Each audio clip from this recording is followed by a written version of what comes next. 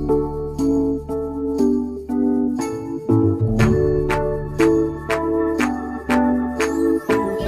ibang hugis ay makikita sa iyong paligid ay hanapin na.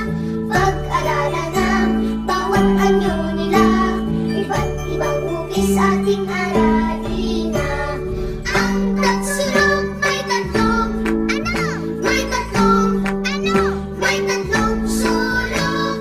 Palisugat may apat na sulok, at ang gilid ay apat na pareho ang sukat. Palihawa ay iba, dalawang pares ng gilid, mas mahaba ang isa. Bilog ang bilog, walang gilid at sulok. Pag ginuhit ay talikod.